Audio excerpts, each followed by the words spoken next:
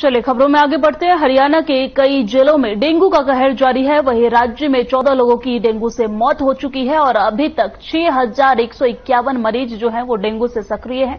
पंचकूला और हिसार में डेंगू के ज्यादा मामला सामने आ रहे हैं। खबर आपको हरियाणा से बता रहे हैं, जहां हरियाणा में 14 लोगों की मौत डेंगू के कारण हो चुकी है। डेंगू का प्रकोप लगातार जारी है और इस पूरे डेंगू से 6,151 मरीज अभी भी संक्रमित हैं।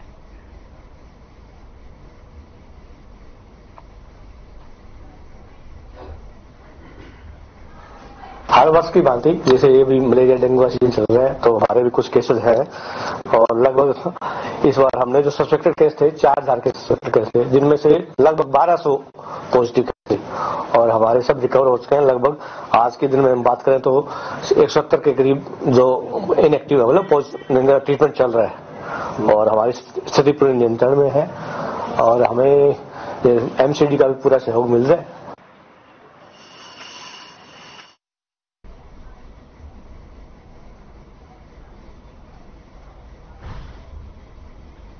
और इसी खबर पे हमारे साथ हमारे संवाददाता अनूप कुंडू हमारे साथ लाइव जुड़ गए हैं। अनूप, प्रदेश में लगातार डेंगू का मामला बढ़ता जा रहा है, इसको लेकर आपके पास क्या कुछ जानकारी है, बताएं।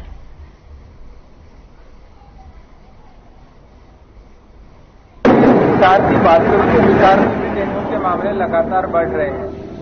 अगर वॉइस ठीक करवाएं।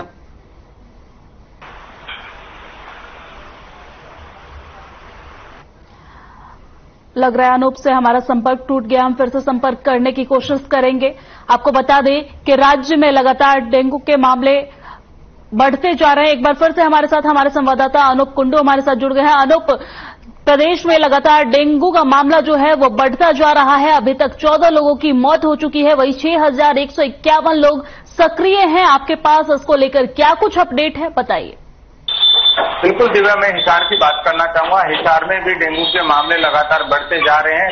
अब तक की अगर बात करें तो 5 मौतें इस बार डेंगू से हो चुकी हैं, जो अपने आप में एक बहुत बड़ा आंकड़ा मानी जा रही है। पिछले 24 घंटे में हालांकि डेंगू का कोई नया मामला सामने नहीं आया, लेकिन उसके बावजूद भी बहुत सारे ऐसे एक्टिव केसेज यहाँ पर है। इसके अलावा डेंगू वार्ड जरूर बनाया गया है, लेकिन उसके बावजूद भी डेंगू का जो प्रकोप है वो रुकने का नाम नहीं ले रहा। लगातार फॉगिंग करवाई गई थी, मलेरिया विभाग द्वारा अलग अलग स्थानों पर जाकर के सैंपलिंग की जा रही है। उसके बावजूद भी देखा जा रहा है कि हिसार में 5 मौतें होने के बावजूद भी लगातार जो डेंगू के मरीज हैं उनकी संख्या बढ़ती जा रही है। सबसे बड़ी बात यह है कि आसपास का जो क्षेत्र के लोग हैं उसमें एक अभियान भी चलाया गया। हिसार के चाहे उकलाना की बात की जाए, बरवाला, अग्रवा, आदमपुर, तमाम क्षेत्र में अभियान भी चलाए गए, लेकिन अभियानों का वो असर नजर नहीं आया जो आना चाहिए।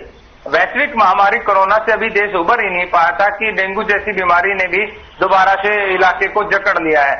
इस प्रकार से 5 मौतें होना अपने आप में डेंगू से एक बड़ा आंकड़ा बताया जा रहा है और साथ में एक चिंता का विषय भी है, क्योंकि जिला हिसार में 5 मौतें होना अपने आप में ये बताता है कि जिला पूरे प्रदेश में हिसार कहीं न कहीं हॉटस्पॉट पर डेंगू के मामले में है। दिव्या, ठीक है। ये पंचकूला और हिसार में सबसे ज्यादा मामला सामने आ रहे हैं, क्या कुछ वजह है, क्यों पंचकूला और हिसार में ही सबसे ज्यादा मामला सामने आ रहे हैं? देखिए, इसमें एक वजह तो ये माना जा सकता है कि प्रशासन ने जो तैयारियां करनी चाहिए पहले, डेंगू आने से पहले जिस प्रकार के चाहे वो जागरूकता अभियान चलाने हो या फिर गली मोहल्ले सड़कों पर जाकर के उन निशानों को चिन्हित करना हो जहां पर पानी खड़ा होता है, सीवरेज की व्यवस्था ठीक से नहीं है, तो इस प्रकार की जो तैयारियां होनी चाहिए थी वो तैयारियां नहीं हो पाई। हिसार इंडस्ट्रियल एरिया में भी काफी ऐसा इलाका आता है जहां पर इस प्रकार के मच्छर पनपते हैं। वहां पे गंदे पानी की निकासी होती है और वहां से जो वो लार्वा बनता है और इसके साथ साथ ग्रामीण क्षेत्र के तालाबों में भी इस प्रकार का जो डेंगू का लार्वा पाया गया है, उससे भी कहीं कहीं ये मामले जो है बढ़े हैं। दिव्या जी, लगातार मामले बढ़ने के बाद स्वास्थ्य विभाग और चिकित्सा विभाग की तरफ से क्या कुछ सतर्कता बरती जा रही है? देखिए दिव्या, अभी प्रशासन की बात करें तो प्रशासन शुरू से ही ये कहता आ रहा है कि उनकी तैयारियां मुकम्मल है, लेकिन वो तैयारियां कितनी मुकम्मल है वो तो बढ़ते हुए आंकड़े दिखा रहे हैं। इसके बावजूद भी कहीं न कहीं प्रशासन को अभी भी और ज्यादा इसमें अपनी तरफ करने की जरूरत लग रही है, क्योंकि जिस प्रकार से प्रशासन का ढुलमुल रवैया सामने आ रहा है उसकी वजह से इस प्रकार के और सिर्फ प्रशासन एक अपील करता हुआ एक नजर आता है कि भाई आप लोग जो है खुद भी ध्यान रखें, लेकिन इसको लेकर के आम जन पर इस अपील का कहीं कहीं असर भी नजर नहीं आता। हम देखते हैं कि चाहे वो गली हो, मोहल्ले हो, वहां पर पानी खड़ा है, मच्छर पनप रहे हैं, वहां पर इतना भी नहीं है कि लोग सफाई कर ले। खुद के घरों की भी बात की जाए तो अब जैसे फ्रिज वगैरह है या कूलर का समय जा चुका है, तो कूलर का जो पानी है बहुत सारे घरों में अब तक भरा पड़ा रहता है। तो ये छोटी छोटी चीजें हैं जिनसे सावधानियां बरतेंगे तो डेंगू से बचाव हो सकता है। ठीक है, हमारे साथ इसी के साथ हेल्थ एक्सपर्ट भोला हमारे साथ जुड़ गए हैं, हम उनका भी रुख कर लेते हैं। भोला, बहुत बहुत स्वागत है हर खबर में हमारे साथ जुड़ने के लिए। जी नमस्कार जी, प्रणाम जी सर, लगातार प्रदेश में डेंगू का जो प्रकोप है वो बढ़ता जा रहा है, लगातार मौत का आंकड़ा भी जो है वो बढ़ता जा रहा है। डेंगू से बचने के लिए लोगों को क्या कुछ करना चाहिए, बताइए। जी देखिए, सबसे पहली बात तो अवेयरनेस की कमी है। मैं बताऊं आपको, अगर डेंगू का इलाज समय रहते टाइम के ऊपर अगर करवाया जाए तो इससे होने वाली जो डेथ है वो बिल्कुल ही मिनिमम है, 0.01% से भी बहुत कम है। अगर समय पे उसकी संभाल की जाए। सबसे ज्यादा जो जरूरत है वो अवेयरनेस की है। जो नंबर ऑफ केसेज बढ़ रहे हैं वो भी लैक ऑफ अवेयरनेस और एजुकेशन की कमी की वजह से बढ़ रहे हैं। सभी लोग अपने घरों के अंदर और आसपास साफ सफाई का ध्यान रखें, पानी को इकट्ठा न होने दें। पानी के इकट्ठे होने के सोर्सेज जो है वो घर के बाहर भी होते हैं, घर की छतों के ऊपर भी होते हैं जहां टैंकियों का पानी ओवरफ्लो हो जाता है, या फिर घर के अंदर जहां फ्रिज के पीछे लोग डीफ्रोस्ट करते हैं उनका पानी इकट्ठा हो जाता है, या फ्रिज के नीचे जो कटोरियां रखी जाती है उनके अंदर पानी होता है। और मच्छर की एक ही आदत है कि वो जब भी अपने अंडे और बच्चे देता है तो वो आसपास जितना कूल एनवायरनमेंट होता है, पानी इकट्ठा होता है, वहां पर ही अपने बच्चे देता है। जितने ज्यादा मच्छर होंगे उतने ज्यादा ही डेंगू के केस या जो ये बीमारी है वो ज्यादा से ज्यादा फैलेगी। लोगों को अपने बचाव के लिए पूरी बाजू के कपड़े डालने चाहिए, खासकर छोटे बच्चे और जो सीनियर सिटीजन्स हैं उन लोगों को जो है वो सुबह अर्ली मॉर्निंग लेट आवर्स में घर से बाहर नहीं निकलने चाहिए, पूरे बाजू के कपड़े डाल करके रखने चाहिए। रात को सोने से पहले मॉस्किटो रिपेलेंट्स का इस्तेमाल कर लें, वरना घर के अंदर जो है थोड़ा धुआं अगर वो कर दें, चाहे वो नीम के पत्तों का हो चाहे वो उपलों का हो, उससे भी जो मच्छर जो है वो काफी मात्रा तक बाहर चले जाते हैं और व्यक्ति अपना बचाव खुद कर सकता है। बाकी मैं बता दूं आपको कि सरकार की तरफ से प्रशासन की, स्वास्थ्य विभाग की पूरी तैयारियां हैं डेंगू को लेकर के। हमारे जिला जींद में सिविल हॉस्पिटल के अंदर स्पेशल वार्ड बनाए गए हैं।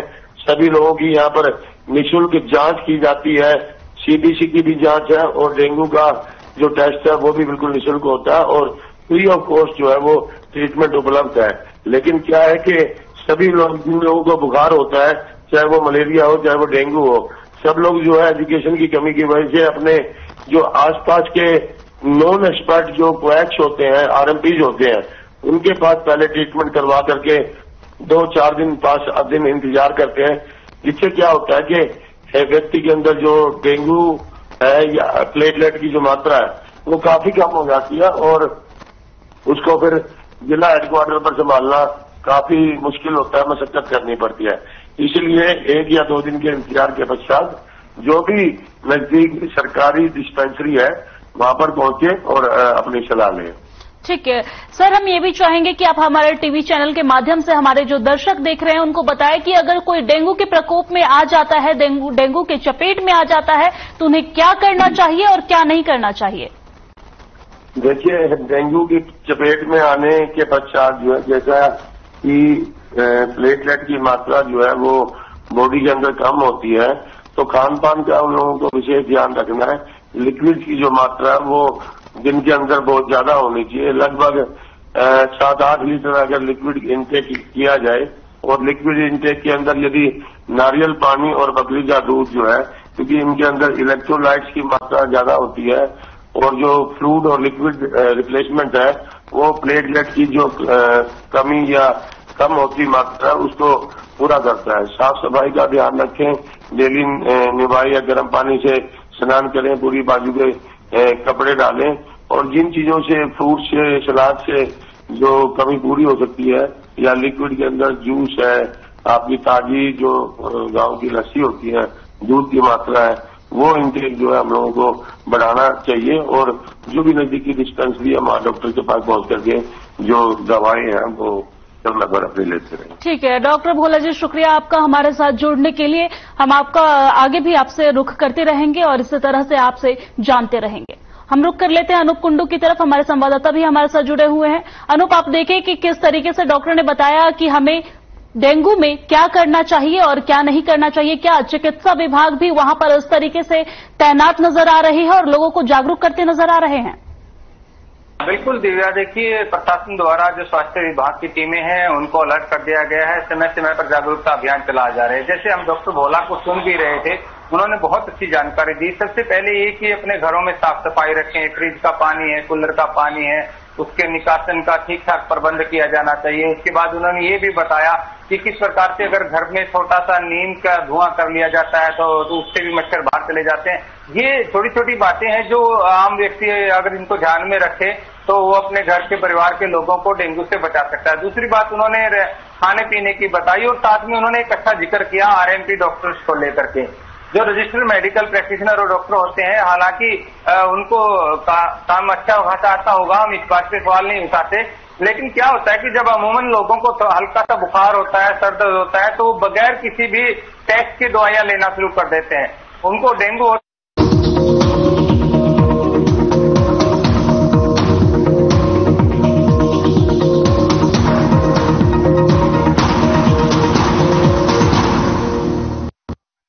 साथ में